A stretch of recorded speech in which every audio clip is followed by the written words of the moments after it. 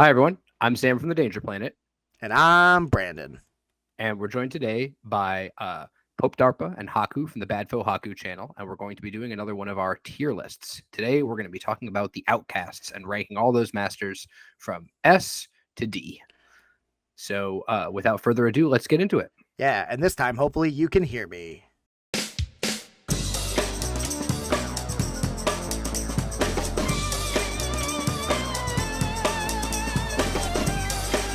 We're going to start with our friends at Schemes and Stones' favorite master, who is utter trash. I'm just kidding. This guy got buffed the hell out of with Yannick. If not S, he's A. I don't feel comfortable putting him in S, so I'm going to put him in A, mainly due to the fact that he's a big, beefy boy who can hire Yannick and his crew and draw obscene amount of cards and just hit things. That's about it. It works everywhere. Cards are good everywhere. Yeah, I'm totally comfortable with Von Schill in A. I mean, I'm never like, oh shit, Von Schill, I'm totally dead now. But I'm often like, oh no, Von Schill, this is going to be a real nasty game. Like, I never feel like, oh good, my opponent picked Von Schill, I'm going to have an easy go of it. I mean, he's got a really good gun. He fights in melee. His crew is strong. He draws lots of cards. He has some really cool toolbox utility. Yeah, he's an A. No problem with it. All right, here's the argument for S. You guys talked about how he's toolbox utility and punches things, but you didn't talk about how he's probably the best scheme runner in Outcast. So, like, if Donald we were Trump to voice, just take wrong. No, you're wrong. Not Actually, Terra. He's literally better than Terra in that he can push leap like 6 times in a turn.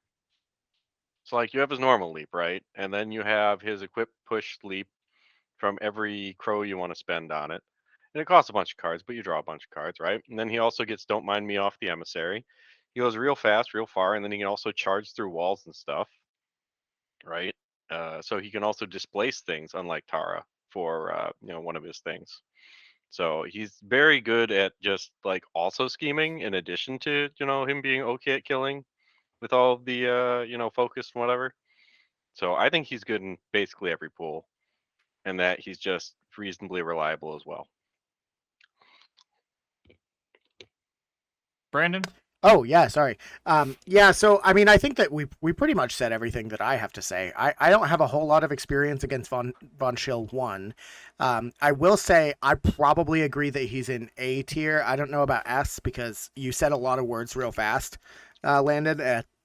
I just didn't really understand any of them. So, Diving Charge seems real good on a master. I've never seen that before. Yeah, is this your first time looking at Outcast cards? This might be my first time looking at any Outcast cards ever, with the except. No, that's not true. I play Von Schill like every day, twice a day sometimes. But yeah, man, ooh boy. No, he seems fine. I guess I get his keyword. I think he doesn't have a lot of like marker removal. I think that's potentially problematic. That is not true anymore. Well, it's not true anymore because we're about to talk about. No. I mean, it's also the Draken Trooper now just does it. Yeah. Although you still want to never hire them, but he has them. I mean, if you have to, you can, is what I'm getting at. Oh, I see. Gotcha. Cool. Well, I mean, I like his totem. It's a little trunk. Yeah. All right. I'll put out my counterpoints on why I'm still not going to put it in an S, and that's because one, his leap, as you put it, is him placing a different model, not himself. No, he can leap himself. Yeah, he can leap. He can load up his himself. Upgrade, right? Well, the idea is he loads up himself. He takes the crow, and then he gets to immediately do the leap that's on the boots, and then he gets to actually take the bonus action leap. Sure. So, correct. Okay, I get. Okay, that's the sequence you're talking about. I mean, like, sure, I agree. He's definitely potentially the best scheme runner. I still think Terra is because the last Outcast. activation thing, but I think Von Schill is very good too. Also, anyone that just makes pass tokens, I give them a lot of pluses to scheme and strat running, and just in general. And that's honestly, I think that's the main reason I'm not going to give it to Von Schill put an S, because even though I agree with the fact that he is the best at doing it, I don't feel like Outcast is too blown out by that that feature in and of itself makes a mess. I think you don't necessarily want him doing all that, because obviously spending master AP isn't the greatest to do it. It's kind of like oh god, I have to do this, but good thing I'm really good at doing it, so I always have a fallback, which is it's nice. I just don't think it's good enough to go to an S, because I I really like some of the Outcast masters here that I put above him, but it's definitely bordering. I could very closely put it on S if I didn't want to just load up S with too many masters. To me, the argument for Von Schill in S, which I think is defensible, even if I don't agree with it, is that he like doesn't have bad matchups. Like, there's nothing that Von Schill's like, oh god, oh I really hope I don't see this. Like, he just does everything. He's great. Well, simultaneously, like I haven't played against Von Schill 1 a lot, but I have played a couple games against Von Schill 2. I've never felt like, oh crap, it's Von Schill. And I mean, you said that as well, right? And I feel like S rank masters probably should instill some amount of that. I don't know, maybe I'm wrong. See, like, here's the argument that I'll present then to just circle back and kind of close it out. Like, the whole idea to me of an S tier master is that you never have a reason you don't want to play that master, right? And that you have to convince yourself that there is a compelling, like, niche argument in the pool that would take you off of something else. And so for Von Schill just being like good against everybody and everything all the time, I feel like that reliability is what kind of puts him up there to me, as I get Sam was kind of mentioning. And I feel like he does have a lot of, like, at least for the stuff I play, oh shit kind of like things. Like, he's a beast against Yanlo too, in that, you know, he's got good tools to deal with most of his stuff. And, like, I don't know, he actually has more tech than I think most of the other Outcast masters is kind of naturally in his keyword. So I think he's got enough good points going for him to the point where it's like, maybe it's not flashy, but it's just like actually that efficient. Yeah, to completely close it out. You'll see why I think on other masters why I put him below, and that's because my counterpoint is I would just take other masters in the pool. He does everything good, not great. All right, so let's see how we think about his title version. It perfectly fixes his one flaw, because he does actually have a big flaw that's being stunned. So when you get worst case scenario, like potentially Pandora and stuff like that, you just have a good option. He's going to end up for me below, like, low A tier, high B potential. I'm willing to, you know what? I actually will just put him in B. Just because I do think you almost never take him over Von Schill 1. He's a nice, very specific strength. When Von Schill 1 gets countered, you can pick him. That's about it. He's good. I mean, he does like crunch Pandora for various reasons, which to me is extremely entertaining, and I hate that master, so I would kind of want to put him high up for that. I would want him in A. I mean, the thing with him is that, like, I think maybe he's below the original, but I do think he is playable in most pools. Like, I think he has that ability to play in a variety of different pools. A big thing for me is that the fact that Von Schill's leap is on an upgrade and not on his card, which means Von Schill 2 still gets it, is kind of a big deal for me. And Instinctual is really good. Like, Instinctual is an extremely strong rule. So I think that it's very rare that I would like be taking an activation with Von Schill 2 and not feeling like it's very high impact, which I've previously intimated is kind of something that I use a lot to evaluate masters. I think he's more on plan than Von Schill 1. Like, he doesn't have a quite as broad a variety of stuff he can do. But I don't think that's enough to knock him down. I think he still has that ability to play in almost any pool. He just maybe is a little bit less effective than his original version in those pools. So I'd put him in A. I think he loses enough off of the original card that he gets down to B tier for me. He's much slower because he doesn't have that move 6.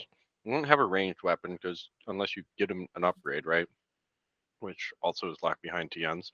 And importantly, he loses shouting orders, so that one of the key strengths you get with Von Schill 1, I actually equate the two in my head with their flexibility, but is that you have that ability on everybody to just pitch a card for the bonus to get the focus and then draw a card with the Yannick markers. And not having that, I think, really reduces the efficiency of the crew. Yeah. When your TNs start to matter a lot more than they do with, 1. I hadn't thought about that, but that's actually a really huge deal. Yeah, that you sold me. B is fine. Yeah, because losing that unique synergy is a big deal. Because the unique synergy is what puts Von Schill in A rather than B. Yeah, because I mean, like, you now have like your bulldoze that is like just discount diving charge in most matchups where you need to flip a 5 of rams if you want the extra attack on it. You have to actually cheat 6s for your foul mouth TNs. If you aren't, getting those off, it's a bit more or a bit less lenient as well. Yeah, overall, I think it's just weaker. Yeah, you've sold me on it. Yeah, I mean, I think I probably would have put him in B for all of the reasons that we talked about. I will say Bulldoze is a hell of a drug. But like, you know, where we see it in other crews, or well, I guess the other crew that can take it, it just sort of falls a little flat, although the marker removal part is nice. And I think that Instinctual is very cool, but also like, You get the upgrades out to make it work anyway. yeah. I mean, you'll have the upgrades out, but I don't know. He just like in all 3 games I think I played against him. I was like, oh, okay. I was expecting more. Yeah, I think here's a big. Oh, sorry. A big part of it that comes down to me is this on B is he's this big suited Iron Man guy, and he's objectively more frail than Von Schill 1, and Yeah. that is actually super noticeable. Well, in-game. I mean that's incredibly lore accurate, you know. Yeah. He got beat the fuck up, man. Yeah, he got plague. he's That's why not- he's like in a walking iron lung. He's not doing well. Yeah. You know, here's a thought experiment. I wonder how good he'd be if Instinctual was just 2 bonus actions, not 2 different bonus actions. a lot better. 2 foul mouths on one guy could just Or be just massive. leap Yeah. twice and be anywhere on the board. Yeah. Yeah, That that would too. be a huge increase for that. I mean, I don't know if S, but that'd be wild. A at least. Anyways, that's silly. We don't need to talk about things that aren't real. Let's talk about Terra, who's real. Yeah, Ooh. Terra. Is she? I not the biggest fan of Tara 1 anymore, honestly. I almost want to put her in B, but I do recognize that the second activation and her ability to leap makes her a very formidable threat in like symbols and other good schemes and strats. So I will put her here. I almost like her as a second master, sometimes more, for those scenarios. But overall, I guess you don't get the second activation. Yeah, which sometimes I guess Yeah, Von you Schill's don't probably hire better her at as that a point. second master. That master is not an AT Yeah. without a drift in time. That's fair. Yeah, I just put her in A. The summons are obviously worse now. I think she just got power crept a bit, but no matter what, she'll still be able to teleport around and always have last activation, pretty much. So Yeah, that's always good. Free pass token, kind of.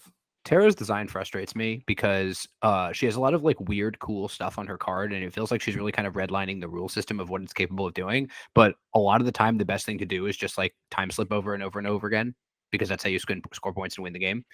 Like I think she's good. I think she's A. I think she's low A. Because as you say, she's been a bit power crept. But like the last activation thing is like punishing, and I mean the only reason. I don't know. We'll talk about it when we get to her title version. I'm not enamored of her keyword. Yeah. I think she's really It strong. sucks. Her keyword is not very strong. Her keyword has like weird stuff that it sometimes just loses to. So, but she herself is just like the fact that you get 7 AP with her every turn. I mean, counting stutter time as an AP, which I think is fair to do. I mean, there's a floor on how good that can be, especially since one of them is a suitless leap. So yeah, low A.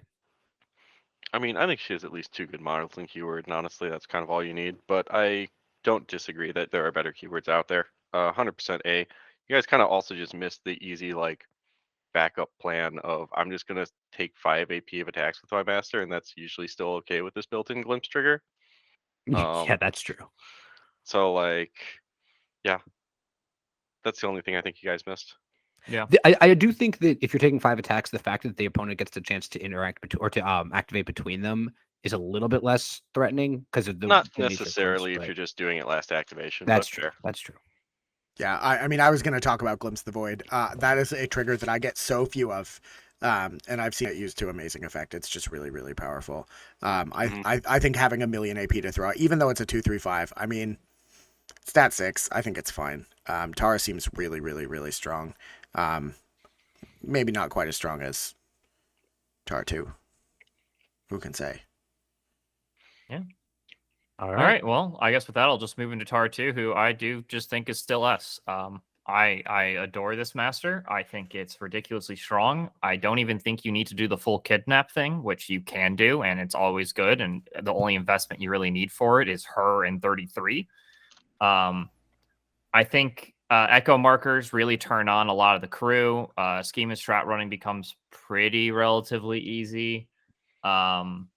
All in all, she just has so much good tech behind her, and really is able to turn on her crew in a way that Tara 1 doesn't, where you don't feel too bad hiring some of the big beefier models in the crew when you can give them fast or, warp them around to protect them, heal them, do whatever you want with them, pretty much. Unbury them, take attacks with them. Like she just becomes a much more of a support master in a way that really allows her to just beat on people unsuspectingly. And generates pass tokens. Anyone who generates pass tokens, especially after resolving on a crow, amazing. Yeah. I want to put an asterisk on the kidnap. I think without the kidnap, she's an A. The kidnap is so stupid. I hate that gameplay. Like, I really dislike that gameplay. I think without it, she's not like B or C. She's still good. Without it, she's A. But yeah, I mean, she like actually makes me not want to like 33 is excellent. The rest of Obliteration's keyword is like Talos is fine. The rest of them are kind of like eh. But when they're fast, they're a lot better. When they aren't taking walk actions, they're a lot better. Yeah, it's also purely 33, right? Like the fact that you have a stat 3 guaranteed berry now in the crew is what really makes it work. Like you never had that before. Yeah. So I like Terra too. I would like them to fix the kidnap, and I think the easiest way to do that is make rewind. Say instead of placing into contact with a drop marker, they bury and then unbury in base contact with a drop marker.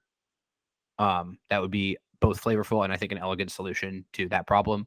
But that would probably drop her to A, but it wouldn't drop her lower than that. I would put her above Terra 1 still, but below Von Schill if that was the case. But as it is, yeah, fine, S, whatever. Yeah, I mean, she's got a lot of good stuff. Rewind is just such a versatile action and how it works. Like it does a lot, especially at range 10. So like she has better table play than perhaps it looks like as a support master, but like also can't downplay like resist X on a melee, right? Like sometimes you just got to kill something and it's willpower 4 and you're like, all right, that's good. But yeah, big thing's definitely going to be the kidnap that puts it into the whole S tier. Mm-hmm. But also just being tanky with the regen 2 stat 6, Butterfly jump, that's pretty sweet. Butterfly jump, like I'm gonna descend from the group and say A. I think that the jump, the not the steal, the kidnap nonsense is crap. It's like, yeah, it's objectively strong. I just, it's like if it works and you sell out to do it, you're not losing much and it's sort of unbalanced. And I think it's just going to get nerfed. And when it does, I think that she's not going to be as fucking ridiculous. It's possible. Like, I don't really even think it's that crazy. I don't know. It's like, I get it that you get their master and maybe you kill it, but like, are you really going to kill it with like 2 attacks? You're going to kill it with Talos and then like the Nothing Beast. Okay. I mean, it's not 2 attacks. It's like 3 activations worth of attacks. It's like so what 3 conditions are you getting on them? The distracted that they get when they get the coffin on them in the first place, and then the burning that Talos gives them when it immediately activates. And then everyone has a chance to give them fast as well. Yep. Like every single model in the crew has a chance to give it fast, pretty much.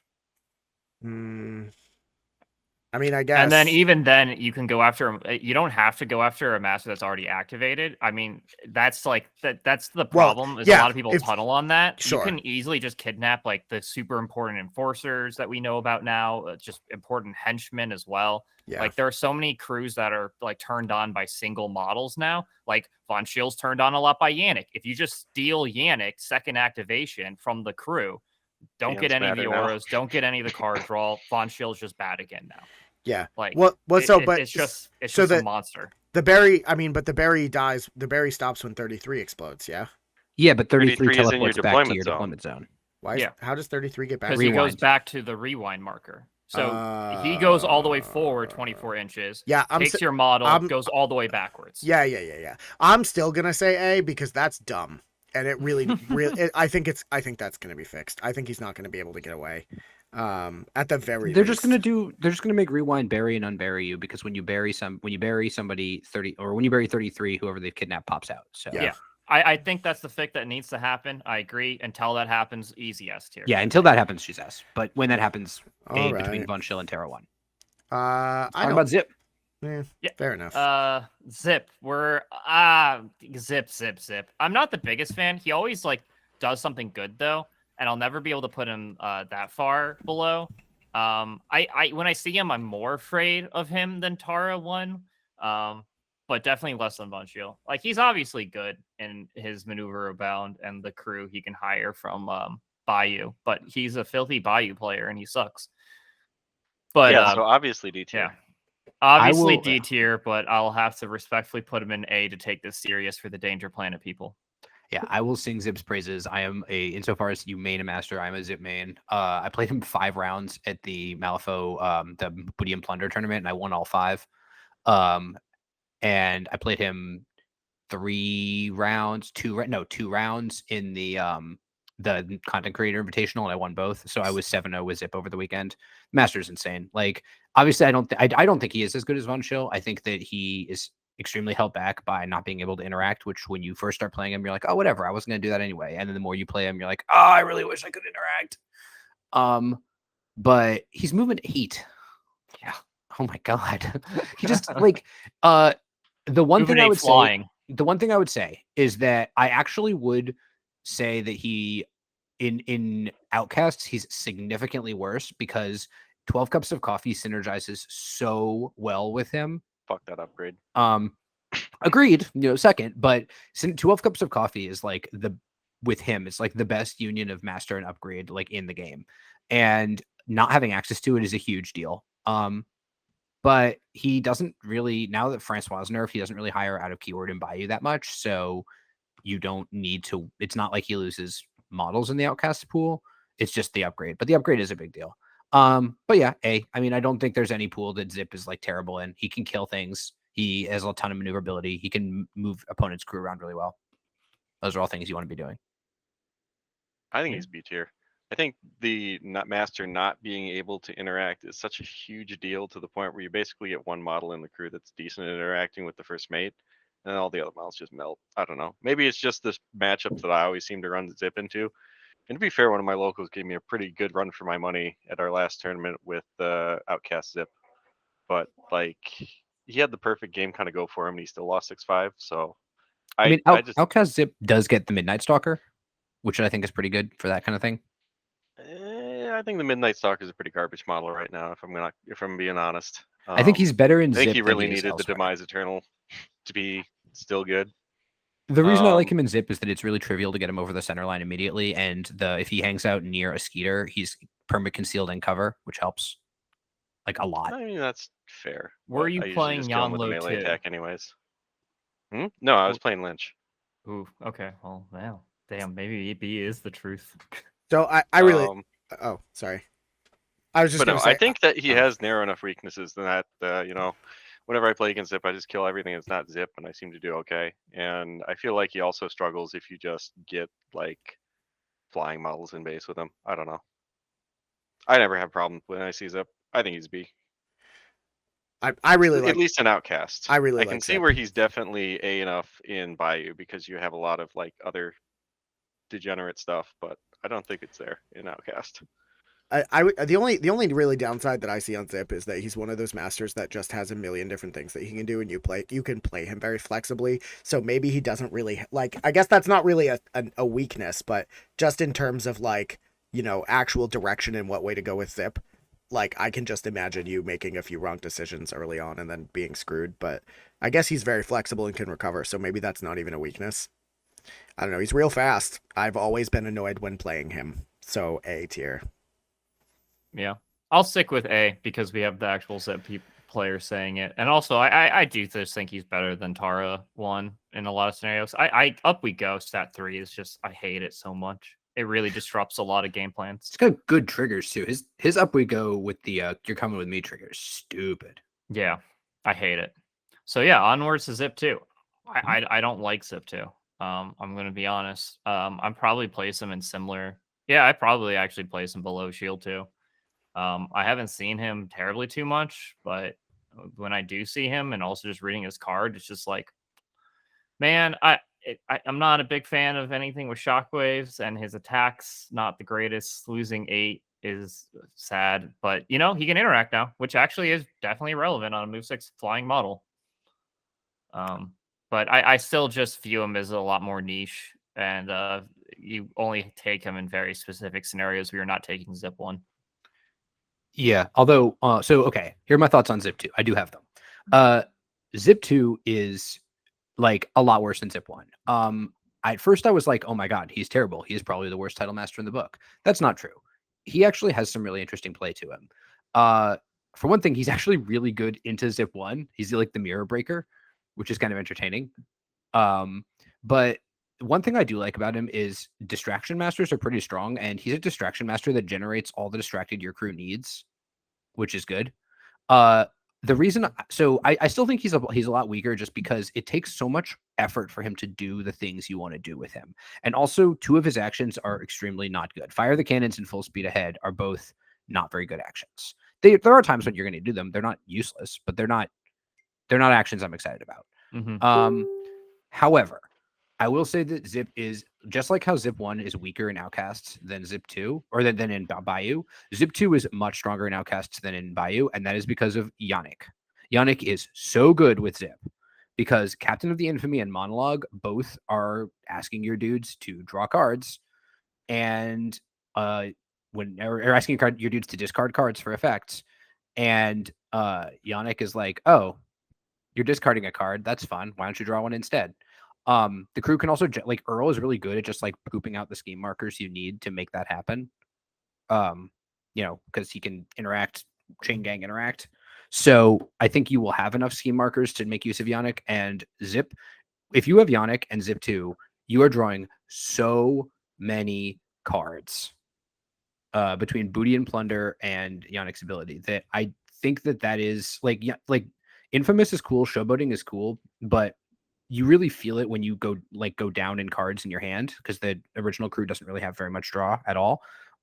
So you can stay at parity when you cheat, but you can't really recover. And so like cheating defensively feels terrible, or like having to discard cards for effects feels terrible. And Zipp 2 just draws a lot of cards and puts down scheme markers and hands out distracted while he's doing that. So it's not like you're just sitting around tugging your dick and like getting cards. You're actually, advancing your game plan. I realize I have not said a letter yet, and I've been talking for a while. Low B. I think that ultimately he is so like he is I just talked about how he has these strengths, which are cool, but he is really let down by the fact that he has a bunch of bad actions, and his keyword is not terrible, but they're not really good at fighting, which seems to be what he wants them to do. And he just he has some very low impact activations, especially when you no longer are able to reliably draw 3 cards from Booty and Plunder when the board is thinning out a bit. So low B. Mm-hmm. I was gonna go with D for Dogwater, but the cycling idea with Yannick actually does intrigue me to an extent, to the point where I think maybe you can just like take a model full speed ahead at 3 times into the enemy crew and just go crazy, and then like have the rest of your scheming keyword scheme. Like maybe that's an okay game plan. Maybe that's worth B. I don't know. I feel like that it almost makes it down to C for me, but yeah, I'll relent. I would probably put Zipp in high C, maybe low B. Like everything, like we talk a lot when we're talking about masters about what a bad activation with them looks like and how low the floor is, and I just like you can draw some cards. That's pretty much always good. But if you're not doing it, and you could just be in a position where there aren't, especially if you're going up against a heavy marker removal crew, I feel like the floor on him is as bottomed out as pretty much any master could get. He can punch things, I guess, but he just loses all the cool Zipp stuff. I'm not a fan. Although I do want to make someone walk the plank one day. Yeah. I can definitely see C. Like I'm almost willing to move him there. And like but... to be clear, the day that I see him, the first time I see him walk the plank, it's going to be somebody with a 2-inch melee range, and it's not going to fucking change anything. So like, you know what? I will put him in C because I've never seen him win a game yet. I mean, I've seen one person proxy him one time. Maybe that'll change once the model's out. But I'm going to preview our Bayou video. He's definitely a C in Bayou. I think Yannick gets him to B. Because that's a lot. I can agree with that. The potential's there, but I have yet to see it ever happen. And the problem with Outcasts in particular is even if you have all the cards, like Mad Dog is your best one to use it, and he's good. But there's Eric's a pretty good yeah, host for Eric. cards. Eric, I guess you could. Oh, that's actually Eric thrown in with a bunch of cards. It might be worth it. Really might put him to B. It's definitely on the border of B to C. I think. I'm just gonna put it in C because I've never seen it win. All right, But let's go on to I Levy could be then. wrong on that. Levy, this guy who's been nerfed a million times. I think I am comfortable putting him below Zipp. Maybe above Zipp. I'll keep him above Zipp just because Irreducible is a hell of a drug. Is that And why that's he pretty looks much so what it comes grumpy? down to. Because he's just been errated a million times. Yeah, probably. So Absolutely. he's been nerfed a bunch. He's definitely weaker now than ever before. He was probably always an easy S tier because he is basically the only master you could play in Outcast when he was good. Now he's just old reliable. If you're against a faction that has a lot of armor, guild, maybe Arcanist, like you could just be like, oh, I'll take Levy to get Irreducible. And it's good. It's always good. He has cards, he has other things. Scavs are always good. His keyword's pretty decent because of that. And he'll never be bad. So I'm fine keeping him an A. I don't know exactly where an A, but he's a consistent master you could always play. I think that there are more things now that hurt him really badly, like stuff that prevents him from healing, such that I don't think it necessarily drops him down to B, but I would take him down a notch or two in A just because he does have actually like god awful matchups now. Yeah, that's fair. Like there's more stuff with Lantern, there's more stuff and there's even more stuff with Lantern coming. They've already previewed Lohith. Like if he gets tagged with like an effect that stops him from healing, like off max 2, he just has a terrible day. But I mean that doesn't stop the fact that he has one of the only, if not the only, ranged irreducible attacks. No, it's Hoffman. He still has a very strong ranged irreducible attack. God, I hate Hoffman. I mean, I don't hate him, but I'm frustrated that he's so good. Whoa. That's not what this video is about. Yeah, he's fine. Well, I do hate Hoffman, but I agree with A below Zipp. Right? Easy enough. He's got some good like tricks that work well against some of the other masters we've rated highly, but he also has like some weaknesses against those masters too. I almost want to drop him down to B for that because like he's got enough like top tier masters he doesn't want to see right now. And Yeah, like Lady even Justice into 2 matchups just- where he doesn't have bad matchups, he still puts a lot of emphasis on necropunks, and necropunks will like still be good, but sometimes you just don't draw those masks and then you cry. Like I don't know. Yeah, Necropunk's not having the mask on Leap is like fucking awful. Yeah, I think necropunk's losing the mask on Leap is enough to make me want to call him B tier, just because like he has a bit more trouble scoring than he used to. Yeah, I if it's at all helpful, I think I'm gonna say like high B, I guess, but definitely B tier. Oh, for sure, top of B. There's just so much that shuts him down, and like having your master's whole thing be that I have killed your dude. I just have an anti-demise or anti-heal aura. Actually, I guess heal doesn't. Well, anti-heal. Anti-heal does hurt him because he's Anti-heal. trying to heal off ruinous repairs. Yeah. It just like it seems to shut him down. I think ultimately I probably need more games against him to really sort of get the magic, but I am unimpressed by Doors. That's an L5R joke. Yeah. I'm in high B. He looks cool on the surface, but like there's a lot more stuff that messes with him now than there used to be.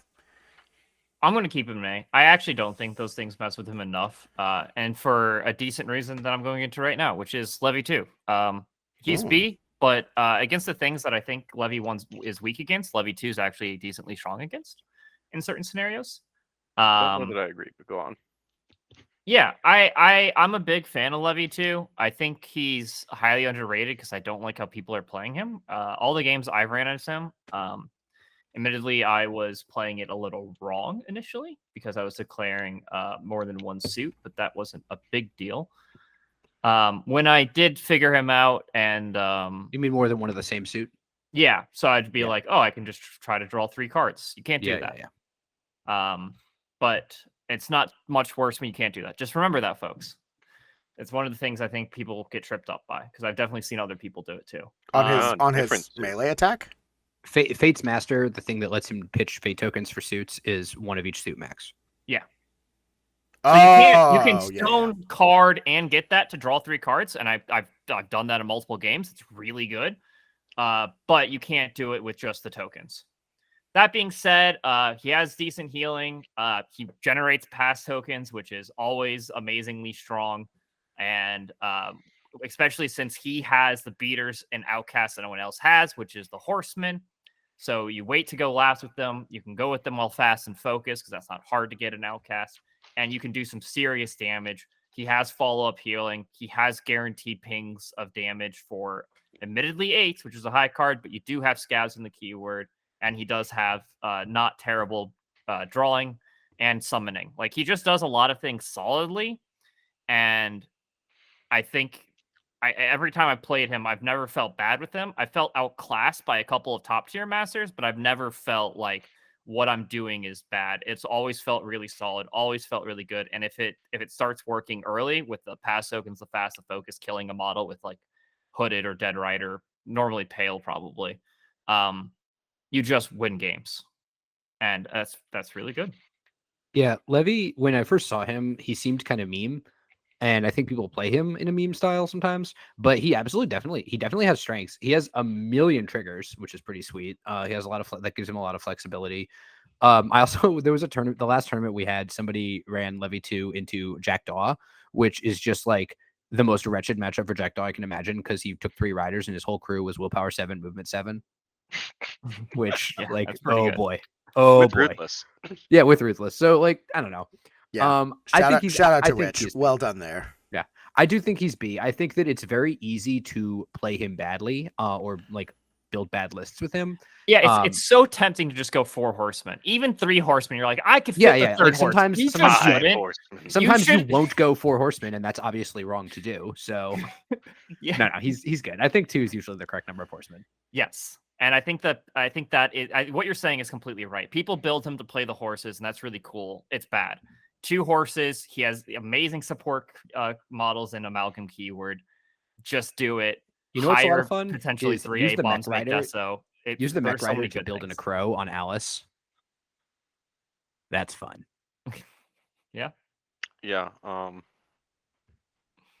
Whose turn is it? Yours. Okay. I think you guys actually have it wrong. I flipped Levy 1 and Levy 2, if only because here's my thought. You're going to go matchup fishing, trying to get a matchup where you want Levy 1, right? And you'd be like, I rolled Hoff into Levy. Now I can just declare Levy 1, right? But I think in general, for like most neutral matchups, I'll call it, you're going to want to just hire Levy 2 just because he has a lot more going on that's not like enemy specific, where you have like fast, generically speedy models that just score points and win games, opposed to Levy 1 where you're kind of really hoping to get those matchups to actually leverage your strengths well. Like, pass tokens are really good. He does the pass token thing. He hires riders, which are just generically versatile models that always do the right thing on the table, right? And I think that sort of thing is just what you're looking for. And as mentioned, like, they're both, it's the combined package of Levy, right? I feel like if they're not in the same tier, though, you're going to play Levy 2 more games, and thus I'd want to put him up higher on the tier list. I don't know. Am I explaining myself well? Ask me questions. You are. Yeah, you are. Yourself. I don't know if I agree, but I do get what you're saying. I just think that like ranged irreducible is just there's a floor on how bad that can be. Yeah, but he also just has pulse damage, right? Yeah, pulse ping 1 is massive. 6-inch pulse, mind you, for just 1 damage that you can do 3 times. Is a lot. Like, they both have degenerate stuff, right? Mm-hmm. Yeah, I mean, I think I agree with them being where they are, only because like the I don't think that most people are that play him seriously are gonna take 4 horsemen. They're gonna be a reasonable person to take like 2, but like they're sort of the stars of the crew, it seems, and they're good, but if they die, or they get better in late game. And like in Malifaux, as a general premise, the later that the game goes, the less likely you are to sort of finish, especially when you have like 2.5-hour bits.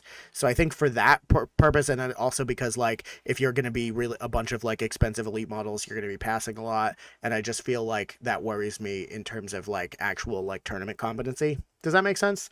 Maybe that's completely outside the box. Yeah, if you play him into Lucius, he's going to draw 1 million cards. wild. I don't Um, think that makes sense to me. Yeah, that but doesn't. I'm not eh, sorry. I don't know. That's where I'm at. He seems cool, but also I haven't really played a lot against him. Like, But hopefully soon. I mean, especially now with this box out. maybe it's just tournament grinder mindset, but like I rarely go to time on games. Like maybe I go to time like once every 2 tournaments, right? But like usually then it's late turn 4. I feel don't like if know. you're going to time, you're probably not going to time on the crew that has like 6 models in it. Yeah, that too. I will say this: the only reason I don't actually put him above Levy 1 is purely because it costs you a stone to get the pass token. I think of it as costing a stone because I don't trust drawing the tome. The mask, sure, or the tome, sure. And with that being like, that's huge, and to just have to also be down like a couple stones turn 1 is always kind of annoying.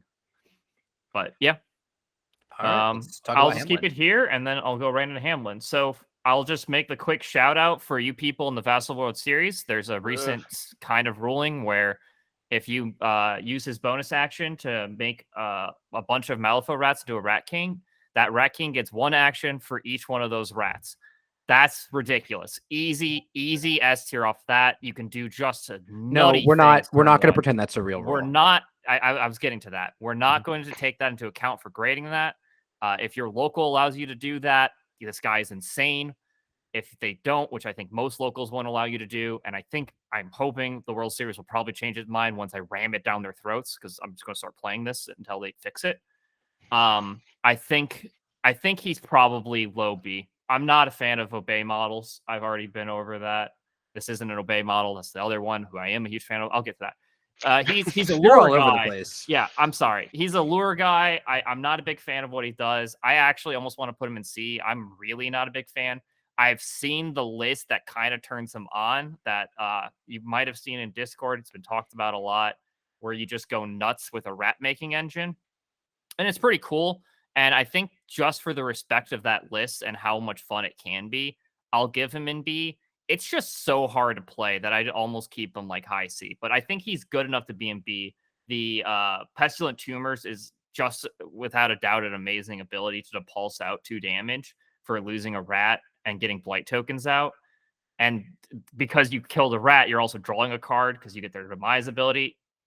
I think it's hard for him to be in C because of those scenarios, but it really is outclassed by most other masters in the game. I don't find him reliable, and that's my biggest issue with him. I like low B, possibly high C. Yeah, I would put him at low B or high C as well. I think that he has some cool stuff he can do, but a lot of his cards seems to be telling you like put blight tokens on enemy models, and this version actually has a fairly difficult time doing that.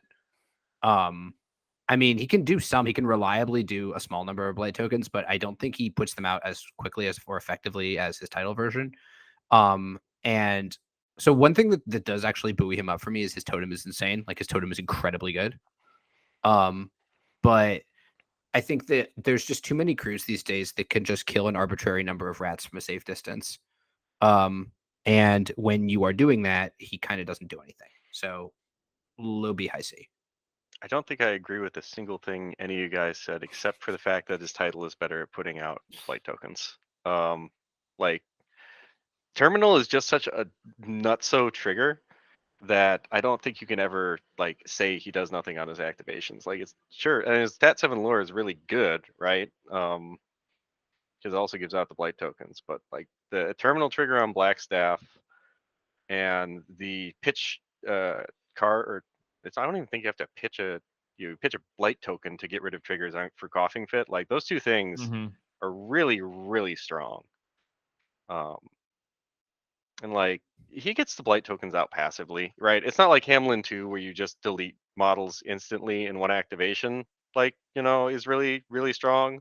But like you get enough of them out over the course of the game. And I don't even think the rat engine list is like the correct or best Hamelin 1 list you can bring. I think he himself is just tanky enough that you can bring like models that just fight and just generate a bunch of free rats, eventually maybe make a rat king. I don't know. You don't need to invest in that engine. It just kind of pulls itself together if you bring like 2 rat catchers, right? Because then you get 3 rats every time a model dies.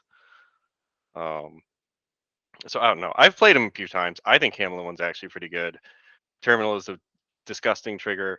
and he just kind of deletes a model a turn, right? And his title does that probably better, but I think he's still really good. Yeah, So I would say he's at the very least B. I don't think I would ever argue for C. I love Hamelin. He's such a cool everything. But like Coughing Fit, maybe its 6-inch range is sort of less good. But like, dude, it just like stopping triggers in a way that you can't interact with is absurdly powerful. But like probably B. Yeah, you know, I'll defend. I think myself maybe a higher little than bit. Schill though. I don't know. I would agree. Yeah. You know what? I'll actually give you that, mainly because I've actually never seen anyone play Beat Stick Hamelin, and I actually love that idea a good amount. I mean, I've played it every time I've played it. I don't I've know never if there's played anything you when you recorded, played but Hamelin, but yeah. The So I what do you- agree. I actually like Beat Stick Hamelin's concept. I'm still just not a big fan. He's just not reliable in my mind. Because I hate his keyword, and that's going to sound really weird when I do his title. It's just so frail, and it dies so easily to most factions right now, and most good masters. The whole keyword just crumples. Well, they But are with they are that a little being under the said- weather. Yeah. With that being said, I really would like to see a Hamelin list that just is Outcast beaters and just goes in and tries to mess things up. 'Cause I actually don't. I don't think you need most of anything from his keyword to actually turn him on. You just take Outcast versatiles and go for it. I I like feel rat like you, catchers, but yeah. yeah, you want a rat catcher. Yeah, Um, one, but they die so quickly. Yeah, I mean, I think one thing that is hurting him is in the current meta, it's much easier to just kill an arbitrary number of rats. And like, And if you- benefit off of it sometimes. I mean, he sometimes like, I mean, obviously, yeah, he draws cards from that, but like, he spent resources generating rats usually. And it's sort of like if you can stay on top of them and manage them, then he has a hard time. But yeah, I mean, I agree with Landon that like if insofar as he has like very strong sort of high tier plays, it's like stacking a million injured on somebody and then letting Auric just pound them into the ground like a fence post. Brandon, you've said enough. I've said enough. I mean, Okay. yeah, like Coughing Fit is a hell of a drug. Yeah. I'm gonna go insane now on the title, and if you've watched my videos, you might see why I believe in this. But I actually will just go slap Hamelin in S tier. If he's not S tier, he's above Schill, I think, in A tier. This guy's a monster. It's so easy to get Blight onto a model and then just immediately start deleting a whole crew. It's kind of ridiculous. Especially with the rat engine working the way it works now, which is for every 2 Malifaux rats, you essentially get a pass token. I guess I'll explain that quickly. The rats have an ability where they can pass their activation. Your opponent loses a pass token, and then you chain activate. And then you do that again with the second rat, and then the chain activation rule prevents you to going into a third rat. So therefore, you force them to lose a pass token and then activate. So you get activation control. I think without that, They he's lose not 2 that good. pass tokens and then they activate. But yes. Yeah. Yeah, they lose 2 pass tokens, you lose 2 activations, but then they're then forced to activate. So yeah, Yeah. it is basically a pass token. Yeah, so you're basically plussing 1 pass token. It's amazing. I think without that ability, he definitely drops down a lot. But because he's able to do that, you're able to go for these late activation, multiple plays in a row, where you go with Hamelin, you get your bonus action on them, you get 2 Blight on them, then you obey them, get 2 Blight on them. You probably maybe had to walk a couple times, but if you didn't, pop them with Bleeding Disease to just do a nice 4. And then bring them towards you. And then you can have a fast obedient wretch. Actually is a monster with killing things with Blight on it, as well as just a Fax Nyx you can go in with. All uninteractable because you're going like 3 activations in a row if you brought 4 rats and Help 1 me out. initiative. How do they get fast? You have multiple ways of giving fast in the keyword. 2 rats. Yeah, the keyword doesn't hand out fast. It does, just only to vermin. It does. The way you're getting fast is with you're hiring 1 second, I'm blanking. Who's the You hire one of the default fast person? models. Yeah, there's plenty of fast models Student out of of their conflict faction. is who I Sure. hire. Oh, okay, yeah, that'll do it. Okay, I that makes more I was sense. blanking on who I hire that gives it. I hire student of conflict in order to either give Nyx or Wretch fast, depending on depending on who needs to go. Okay. Yeah, I mean, I'm not certain about S, but that's only because I haven't played very many games against him yet. So if you like I don't like Obey Masters. I think that we talked about this when we talked about Zoraida in the Neverborn video, but Hamelin's Obey is I think one of the better obeys in the game. It doesn't have ensorcel, but music in the air is like kind of rude as hell. I did forget to mention that. He has a trigger on 2 of his different range 12 actions that is just immediately push an enemy 2 inches. You don't need to win the duel. You just push him. So that's rude. I think that a lot of his crew is all about like stacking blight on stuff and then cashing it in. And Hamelin 1 just really struggles to get enough blight out there. And a lot of that text kind of doesn't do anything. And Hamelin 2 just like has infinite blight all the time. But again, I'll believe it in S because you are a good player and you've got, games in with and against him. I have only got 1 game against him so far, and I've watched a few other games, but I've only played against him myself once, and I didn't have a problem with him. But I think the guy I was playing wasn't super familiar with him either, so I don't feel very confident changing that ruling. I think I want to put him down to A. If not because I don't disagree that he's a tabling monster, but I feel like there's enough times where you might just get lost in like the tabling to the point where like his keyword and any out of keyword hires you might have, honestly, don't scheme quite well enough to make up for it in something like Break the Line, right? Because like none of his keyword is super good at scheming, and if I'm being frank, Midnight Stalker is not the greatest out of keyword schemer you can hire in the game for how frail it is, and I just don't think Outcast has great out of keyword options for that. So being in a keyword that doesn't do it particularly well to begin with can lead you to struggling in some pools, I think. I mean, just kill your opponent and he can't scheme is always a good option, right? But I feel like it's not always objectively the best option all of the time. And that's why I think puts me down from S to A. I mean, Benny schemes pretty well. Does he though? I mean, marker schemes, yeah. But like marker schemes, I don't even think are half the packet right now. That's true, but it Catcher sure It doesn't help you out with the strategy. Catcher's your marker scheme, and I Yeah. agree. I'm not the biggest fan of him, but he does it. I also I think like that he struggles in strategies. That's all. the stolen Break are the kind of line. insane if you're able to get Or blight out there. symbols.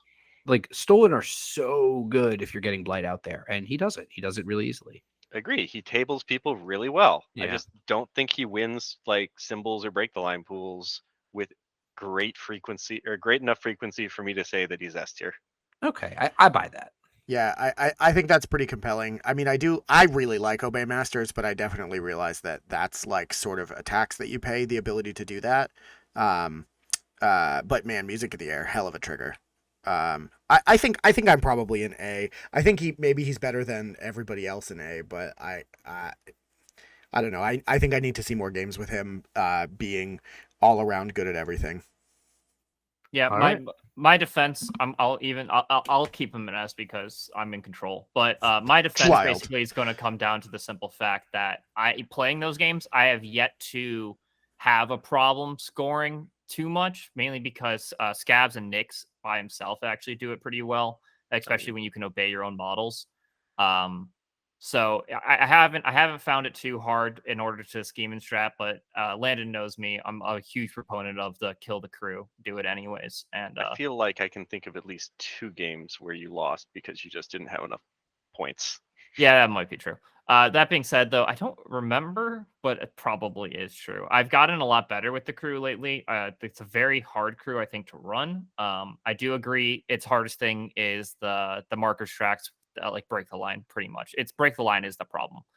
Symbols and turf and the last one I'm blanking on's name aren't too big of an issue. Yeah, I mean, with break the line, it's just you need to spend a lot of AP doing interact actions, and his keyword's not going to do a great job of that. So yeah, so I can definitely see lowering him to A just because of the kind of meh quality in break the line where you really do have to table the guy, and if you're playing specifically break the line on flanker corners, where it's just harder to spread out, then I actually see how he's a little bit worse in those scenarios. all right. That being said, let's go on to Vix, my absolute M2E favorite models in the game. Got to adore them. You have them in I reverse have them order in there. reverse order. Do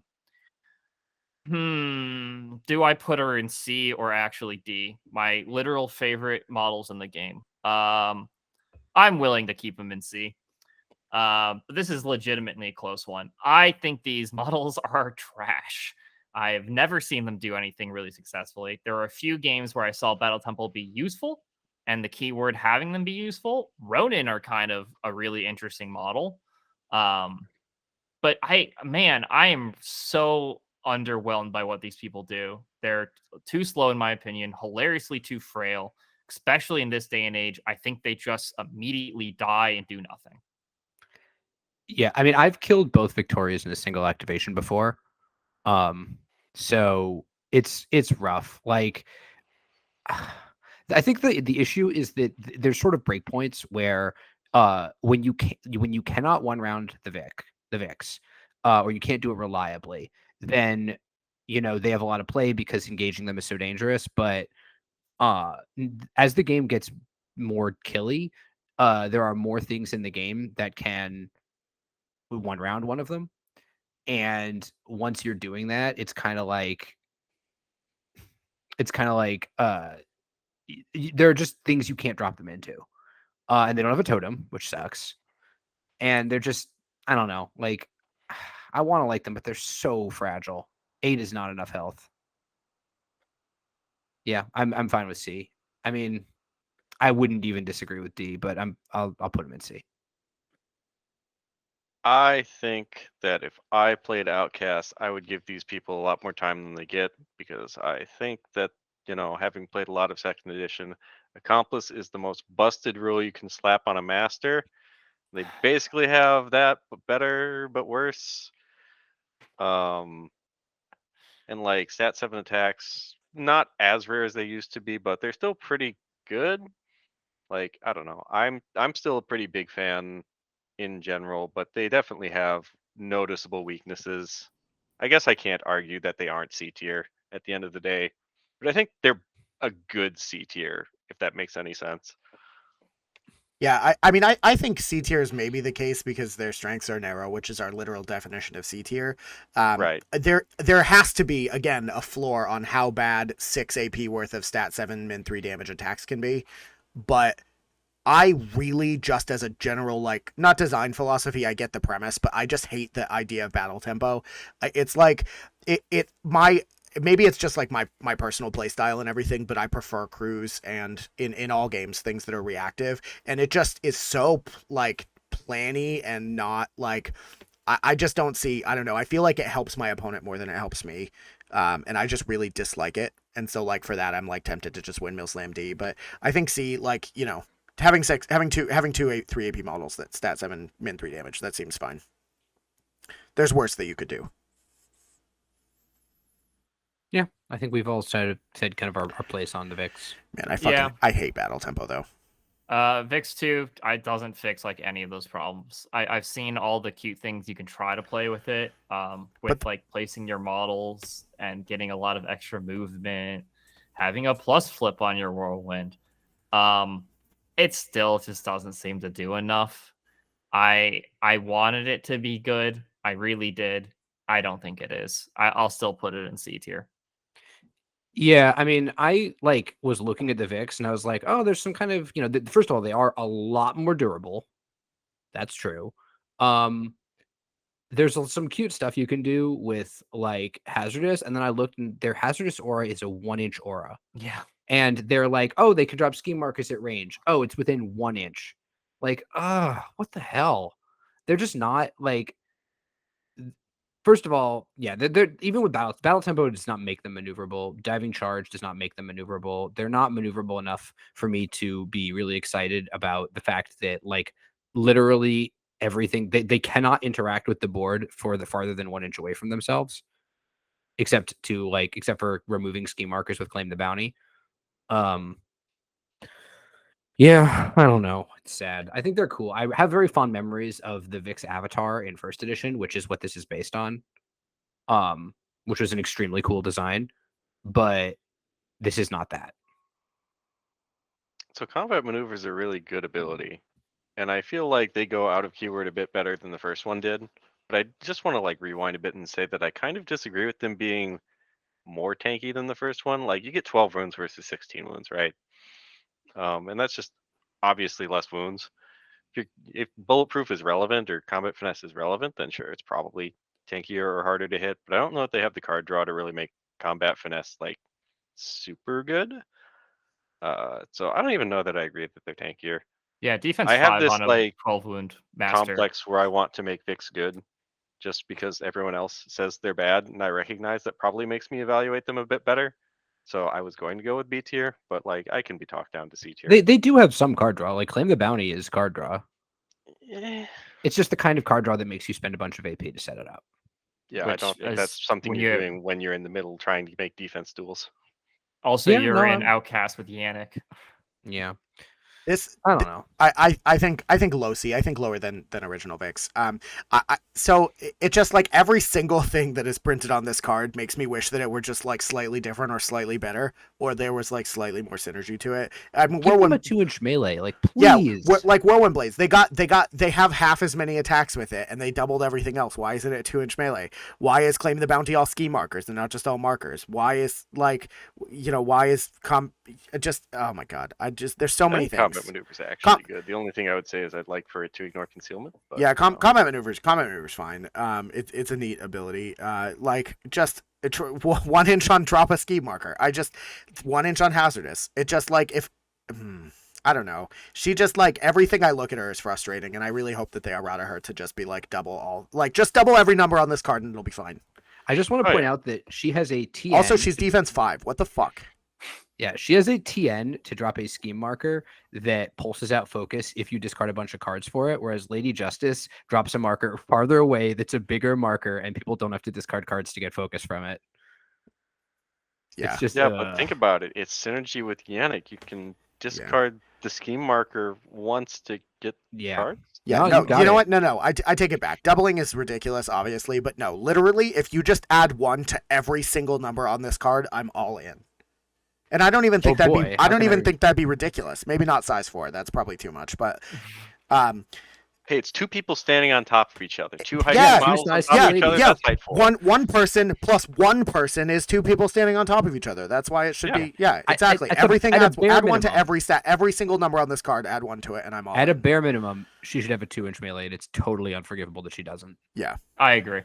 And I will say and this. defense 5. Why? Yeah. Why should does be she 6'6". lose a defense? She should be 7'6". It should be. They should do the same thing that they did in the difference between the Carriffy and the Carriffy duet to Viktoria Chambers and Viktoria Chambers Twin Blades. Literally all the changes. They should just linear them over. What if they made it so that you could form the Vix into the title Vix? Oh no, not even remotely. I just want to Okay. point out real quick before we move off this topic that the Avatar Vix that they're based on did not have a walk stat. She could only charge. Her only ability to move around the board was by charging. And if she, her first AP each turn had to be either a melee attack or a charge, or her activation immediately ended. Lol. But she did have various abilities to teleport around the board. And if she got into melee with you, you just like instantly died. Yeah, that sounds awesome, and that's what this should be, and it's not, and it makes me sad. The model's cool though. Mhm. S. I mean, sorry, C, not S. All right, Parker. I just want to say one last thing real Okay. quickly. I actually D. like her quite a lot as a second master to Tara too. Because when you kidnap a model that's already activated, you can have the hazard aura is really nice, as well as if she can get attacks off. Like it allows you to actually like guarantee kill something always. Mhm. That being said, let's go to Parker, who I really want to put in D, but I know is not that bad. So I'm going to put him at high C. Can I be talked into B? I can, but for now I'll put him in high C. I think you Not a spelled fan. S Never wrong. been a fan. He's been bad for a long time. He does some very cute things, but the simple fact that just half of his stuff doesn't seem to work correctly because it's just weirded poorly. It always kept him lower down. I'll let other people try to talk me out of this, but he just feels weak every time I see him, and the one time I've tried playing him. So I actually really like his card a lot. I think his keyword is pretty bad. yeah, Except for Mad Dog, obviously, but I shouldn't even have to say that. Everyone knows Mad Dog is good. But like, I really like his card. It's just he's a master that, first of all, I'm just not bearing the lead. High C, yeah. He's a master that like has to set up and then pay off his own shtick. like he's a setup payoff master, which means he's like an A/B master. You need to have A and B because A by itself doesn't really do anything. It's actually worse than doing nothing because it gives your opponent markers, which they often would like to have. And then B is you need to have set it up first. And I don't love masters that do that because it means you need 2 flips to succeed instead of 1. So that's sort of my like fundamental problem with the design philosophy of his crew. But I do think his card is full of really cool actions. Like I love his guns. I know they're stat 5, but they are often not stat 5. And the like run and gun is really strong, like really, really, really strong. So there's a lot of mobility. He has some kind of like surprising ability to do his own schemes, but ultimately he's let down by his keyword and the fact that he basically has to take twice as many actions, and they all have to succeed to get his thing done. No. I think I'll be the one who tries to talk you into B. Like, Such a firstly, contrarian. Oh, just wait. he I have some like spicy gives takes. Mad Dog his hidden 4th AP with Bandit Raid, right? Mhm. So that's pretty good. Stick up sometimes is just like stealing stones, and there are a lot of crews out there that just like take high caches these days because they want high caches for a variety of reasons. So being able to just like take soul stones can be really good. The fact that they might also take damage or just drop a bunch of cards is like secondary to that, in my opinion. So like people might say, "Oh, but it's an action that doesn't do anything." Well, it's like no, it's because I don't want the stones. You know, I don't think you take that action when you're not taking soul stones though. And the other thing is that he just has 14 wounds, good defensive stats, and sometimes just generates you a ton of resources. Like for models like Eric or like Mad Dog who just ask for the world and resources, but give you the world back if you can give it to them, I feel like he's not a bad thing to turn that on. Like his biggest downside is I think he doesn't make cards well, but like he makes a lot of stones. Stones are good. Yeah, like I don't know, low C. I just don't see anything that is particularly appealing about his crew or him, for that Run matter. plus gun. Run and Mad gun is Dog. cool, yeah, but like I don't know. I mean, Mad Dog, sure, but like I don't know. Pearl's pretty good. No, Pearl's awful. Pearl is good. I Pearl hate is very Pearl. good. No, Pearl Musgrove or a different Pearl Yeah, that I've Pearl not read the Musgrove. card She's to. great. Is she? Yes, she Ton of is. healing. All right. Tons of healing. Cool. Pearl is definitely a slept on model. Yeah, I mean, I like the premise of his crew. I like the flavor, but I just don't like the model. Like he does not appeal to me in whatsoever. Run and gun is fine unless you're fighting an army that a faction that's like can have any amount of protection from ranged attacks. Ignoring concealing would be nice. Yeah, all I always think of when this card comes up. As a cowboy gun crew, like why doesn't he just say like models that share a keyword with this model ignore concealment? I don't know. Like it just like I guess that's what the built-in plus flips on everything is for, to like ignore the concealing, but like that they're also like his whole crew has garbage damage, right, with the exception of bracket, but I just know. And Sue. Well, I Sue's think good. Landon's Easier. right. Stick up is the action, and that doesn't ignore concealment. Like it's actually super annoying. Yeah, it is. It's But not what do great. we think about Parker 2? Parker 2, on the other hand, I have no idea. Yeah, still trash. Slightly S better tier. trash though. So Wow. everyone's tried. My good friend Landon and Goodman have both tried to sell me on like some crazy nuts plays you can get by lassoing people into good locations and investing all these resources to get some good blast damage off with Mad Dog. It's still trash. Like it's just not good. Nor is it reliable because it doesn't work on henchmen and hard to wound models really. And yeah, I'm not a big fan of it. It does do things slightly better, I think, than Parker 1. But again, Stat 5 gun is just so silly to see on a master. And this one's always Stat 5. So good lord. I am going to disagree with you and put him in B above Von Schill and possibly above Hamelin. I think this master is cool. Like, I didn't like him at all at first. I was kind of like, so, okay, here's caveat here. If Perdition worked, he would be top of B, bottom of A. It does. Perdition work, but go doesn't on. work. It does work, but go on. You know what I mean? Like, if it worked the way I wish it did. However, he has a lot of really cool play to him, and Broken Man's Lasso is a gruesomely good attack. Agree. That attack is super good. Like a push with staggered that ignores friendly fire, and like sometimes even has an execute and it's targeting move, so that just inherently sort of sidesteps a bunch of defensive tech. Like it effectively ignores cover, for instance, doesn't ignore concealment, which is a problem, but he hands out injured in an unresistible way. He like can mess, he counter schemes well, he still has running gun, and his rifle, yeah, it's only stat 5. I think the first thing people saw when they looked at this card is like, oh, guns blazing, severe 6, but like that's something you can maybe sometimes do, but it's not the thing on his card that's exciting to me. The thing on his card that's exciting to me is like Broken Man's Lasso makes your opponent's turns like just absolutely suck, and then your opponent's crew is injured, and then they'll get shot off the board. He seems fine to me. He can also, Perdition could put out like a ton of damage if you're building for it properly. A ton of damage. I think that I've seen that list. I don't know who is it on the Discord as a whole was doing with like Benny and Pearl and just like trying to maximize Perdition, and that list seems really cute to me. Like I like it. I would put him in. I would put him in B. I would put him in not even the bottom of B. I just think that like there's your opponent. He can really have these really powerful proactive activations that leave your opponent in terrible shape. All right. High B tier because he's actually just better Jackdaw for this faction, or he turns Jackdaw up to 11 as a second master. Because you just take this guy, you take Montresor, you put people into just like a bubble of death they can't leave from and they can't punch their way out of because Montresor's already really tanky. And you're probably not taking Ruthless into Parker unless you expect to see Montresor for some reason. And he just plays, I think, bubble pools better than most of the not S tier masters named Hamelin. Do you if you're hiring him and Daw, do you hire Parker in or declare Parker? I think you would hire Parker in because you want hanged, and that's how you make that work. Because I like that also because there's nothing on his card that's locked to him being the leader.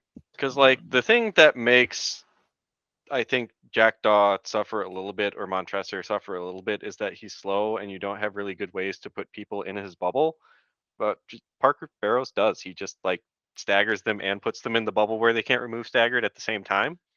And like if he ignored concealing, I'd say he'd be easy A tier, but he doesn't, which is unfortunate. But like I think he's really good. Yeah, I agree. So based on that argument alone, I think I have to say C tier. Because I guess if you have to take a model out of keyword, that's one thing to make the dude work, like cool. But as a as a master, I think that the design space of requiring him to be like his only good use case is that as a second master where he's not the leader and that you're taking him and then you have to have a specific combination of models that make him like do stuff is just like horseshit.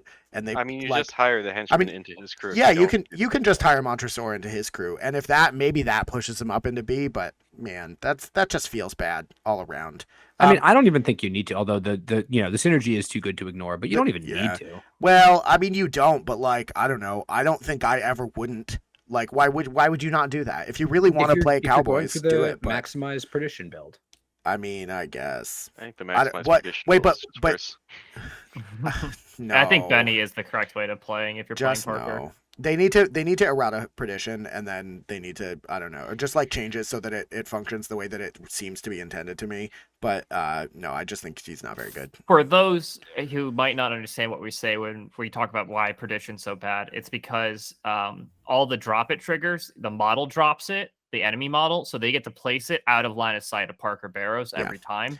And because it never is inside his aura 10, and therefore he never gets Perdition. And like if he were not a 30 mil and literally every single model in the entire game couldn't just drop it out of his line of sight, that'd be great. But I just feel, except for I guess size 1, they can if you get it when he does it, because when you get a drop it trigger, it has to be within the line of sight of the model who's declaring the trigger.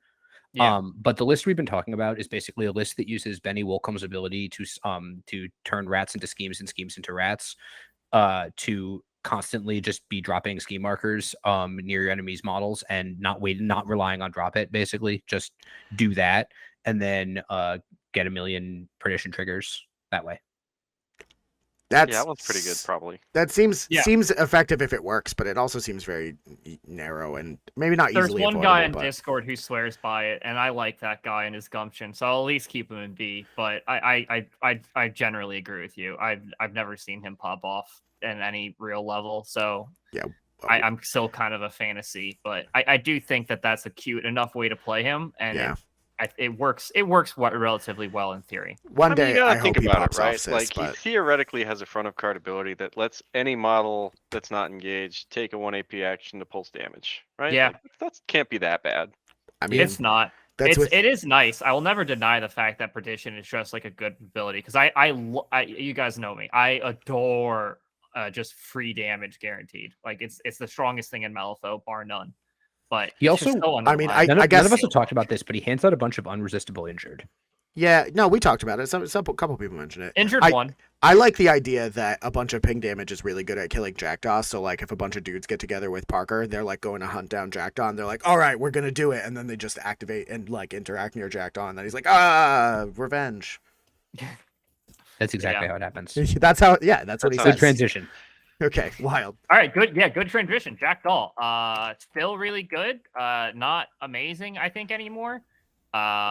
We've talked about him in Rezzers. In Outcast, he's a little bit weirder because you get Outcast models, which are normally Outcast not better, upgrades. but you get Outcast upgrades, which are definitely not better normally. So he definitely goes down. I still think he's an A tier master. I mean, I think he's maybe strictly in worse than Outcast? Parker too.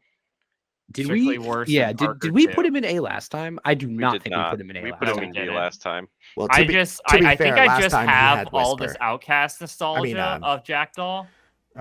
Not Whisper, the heal one. I actually really don't. See, I know he performs well because I know the one Outcast player in our Vassal League that just plays this guy in Outcast and wins a good amount. But then I know Brian, who plays this guy in Outcast and loses a lot. Damn. Is it Texas, Brian?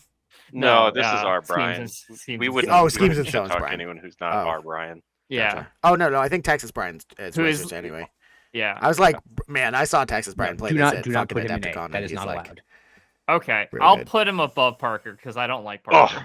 No betrayal. I I mean, that is Betrayal. I'm quitting the podcast and the channel if you put No, him. so- No, I'm not really. So I think he's a C in Outcasts, like top of C, but C. I mean, I do not like this model. I think that the one thing that I will be talked into maybe having him in B is that the existence of DAW 2 means that you can declare him into a, you can declare him more safely.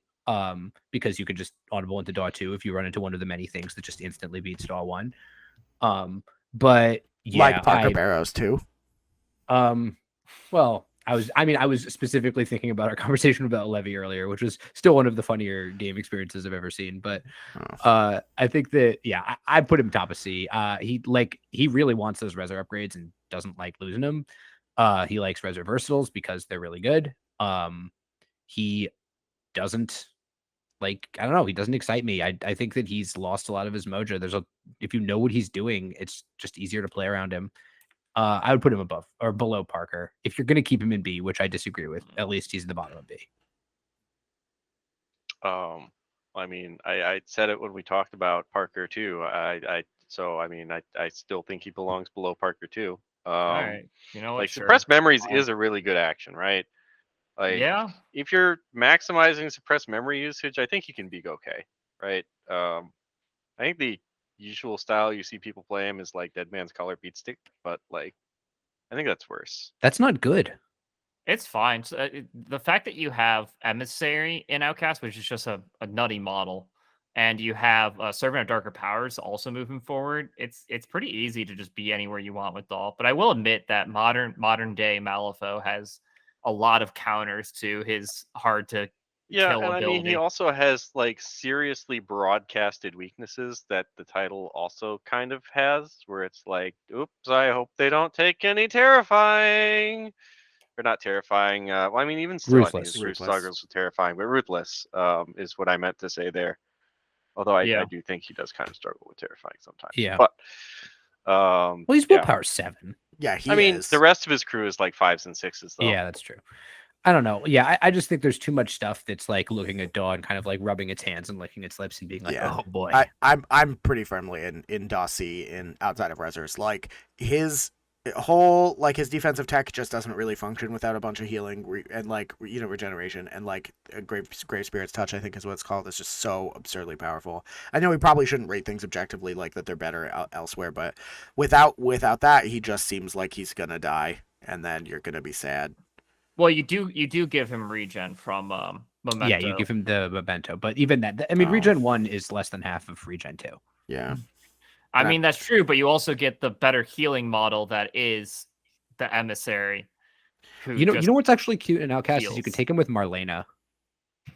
That is always funny as well. Meh. Blade of Mikola. But also, Servant of Darker Powers is just good. Heal 2 on killing a model. If you go in with him as a beat-stick, he gets forward, he gets the regen, he can beat things. But I think modern Malifaux with Burning Man really did nerf him by just models having better ways to just ping him down. There's a lot more that can do it now, and I think that he did suffer from like the lack of creep up, right? Like or like the power creep, right? He just sort of didn't get better. I don't know. Because I honestly almost liked him more in Outcast, and that's like the nutty thing to say is I almost like him more in Outcast just because I feel like Outcast support versatile pieces are for him only better in Outcast. The Emissary's nutty, Scabs are nutty, and you can do some really good things with those models, and you just don't really care about his keyword in Outcast. Scabs? Scavengers. Oh, Scabs. Tools for the Jobs is just one of the best things in the game, and you're also giving up focus. Like they're very, very strong. All right. Anything else to say on this guy? Not really. I'm willing to keep him in B. I still think he has a space in B. I'm willing to keep him in B, but I would think Parker is above Hamelin in B. So I put Parker above him, so I'll give you that. Okay. But not Parker. Parker 1 is not better than him Parker at all. They're not even on the same level, which is why I don't want to put them in C. All right, Daw 2. Daw 2. I don't like Daw 2. I think I talked about that in our Rezzers, unless my opinion changed since then. Don't keep me to my own words. I don't actually know where I put him. I think he's better than Daw 1 now. I like the hazard stuff. The grouping things can be pretty nutty. I'll do this again where I'll put him above Parker and let you talk him down if you want to. I mean, so my ranking of B is Levy 2, Parker 2, then maybe Hamelin, then Daw 2, then Von Schill, then Daw 1. So I don't think he's above Daw 1. The only I wouldn't ask you to move him just because I'm already like disagreeing with some of your. You'd have to like totally reorder it to make me happy with him. But yeah, I think he's better than Daw 1 just because I think you can play him in a broader variety of pools. I think he's incredibly mobile, which is great. I think that he is. I mean, I don't know if I want to recapitulate everything I said in the Rezzers. I think it's all remains true, except he has access to worse upgrades. Yeah, I still like Daw 2 better than Daw 1. I think, as mentioned, he just kind of has shticks that are less interactive. And I think his upgrade's pretty good. And an Audible Whisper to just draw cards is cool. I don't know what else to really say that we didn't say there. I mean, like unresistible damage or healing is also just kind of nice with Unquiet Soul. And he also just makes your keyword a bit faster with Cursed Dreams, right?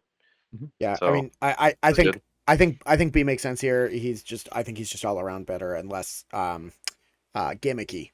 That's the word. Yeah, he's less of a gimmick, and like I think there's no world objectively, barring some very skewed and unique circumstances, where you could say that Jackdaw 2 isn't just a strict upgrade to 1. There definitely are use cases for both, but he's faster. I think he has worse support in Outcast than he does in Rezzers, but yeah, I think B's fine. He's a good solid all around guy. Yeah. I will say this because you mentioned like reorganizing the B tier a little bit, and I don't even completely necessarily disagree with you because I think they're all pretty similar in power levels. I actually think Outcast is in a really good spot, so it's really hard to make a determination of like, is it above this master or not?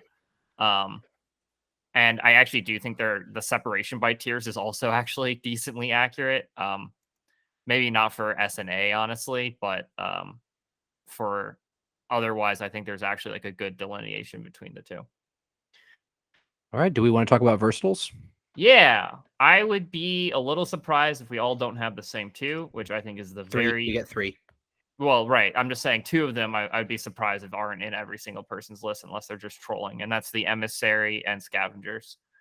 I think it's just so hard to deny the fact that the emissary is hired basically in every single outcast list.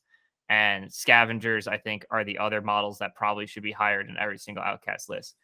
Tools for the job is just a nutty ability, and being able to give focus to basically anyone you want while also doing some interesting things with depending on whatever triggers you want is really good. And sometimes they actually just kill things. That being said, my third pick might be a little more controversial because Mad Dog is the other obvious go-to. I'm going to pick Student of Conflict. I think this is a terribly slept on pick in Outcast. I might just adore it because of my playstyle in particular with Hamelin, but largely just the ability to hire this 5-stone model, give fast to a model turn 1, possibly fast to 2 models turn 1, is just insane.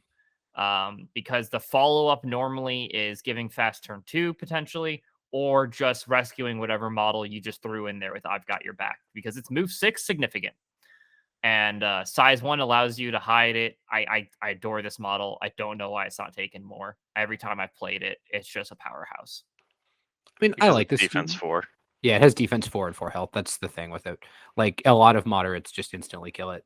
Yeah, which is why, as I was saying, it's nice that it has the size 1 in order to hide behind things, and then it also has the it arguably does its job if it fasted 2 things turn 1. Yeah, I think that for me, I mean, obviously the emissary. I don't see a lot of people hiring scabs out of keyword, but I think that they are wrong not to do so. I think you're right; they're really good. Tools is really good. They're 5/4 is not super exciting to me, but it's not 4/4 at least. It's really weird for me to not say Mad Dog because like Mad Dog's such an obviously strong pick, but I'd go with Yannick. Like Yannick just like unlocks a bunch of like crazy plays that a lot of crews can do. Yannick is so good. Like, oh my god, she's on my painting desk right now because I'm gonna be playing her with Anya too. I just think that Yannick like is priced to move and does a lot of things that like unlock your crew's ability to do stuff. So yeah, those are my 3. I think Yannick ends up maybe less versatile than she seems in just how well certain crews can enable her versus not, in terms of just like either having the discard outlets or having the schemes. Like, I don't know. For me, I feel like it's probably less good than you think it is, but I also wanted to say that as far as like the Student of Conflict goes, I always liked that Outlaw more for that job. TN's a bit less because I think the student needs a 6 instead of a 5, and then it just has better follow-ups with like the actual having a gun with running gun and being 7 wounds hard to wound instead of just dying. But like I totally get where you'd want to scrimp on the 2 stones and just have that for what it does, but I think when you have the 2 stones it's a pretty good upgrade. Yeah, I don't disagree. It's purely because my list normally can't afford the 2 stones. Yeah. The thing I think people need to take out of keyword more is Montresor. I feel like that model is just very good at its job. And I see lots of pools where its job is good and then people just don't hire him. I don't know. Yeah, I sort of want to just be wild and say crazy things because that's sort of my go-to. But I mean, the emissary is obviously very good. I think the emissary is my 3rd. I think my emissary is one for me. I really like him. But I think that although I'm tempted to say Mad Dog for 2, because he's just such a fucking beatstick. But for 3, I'm like sort of torn. I really like the Catalan Brawler. I think he's good, and I prefer to say more in the versatiles. But I think the one that nobody's talked about so far is Prospectors. I really like Prospectors, so I'm going to say number 3 for Prospectors. I think that I don't know. I just really like them. They annoy me when I see them, and that makes me want to murder them. And then I like make bad decisions because they've annoyed me, and that seems bad. So Prospectors for the win. Take 3 in every game, even though they're a minion 2. No, they're 3. Wow. They are 3. The more you learn. Think of how many soul stones you could have. Yeah. I will say Yannick for me is an Outcast is really just a Von Schill model. I don't Zipp. even really and possibly Zipp, but that's like literally But it. the thing is also you could just take the Catalan Rifleman and it's a nice little self-contained package. Yeah, I just find myself like in my Outcast crews like starving for stones, which is why I actually value student higher than outlaw. But I will also say I do love the prospect. It's so hard because I actually think Outcasts have like a surprisingly good amount of like versatile models that quote unquote versatile models. They just have good out of keyword picks as well that are a little slept on.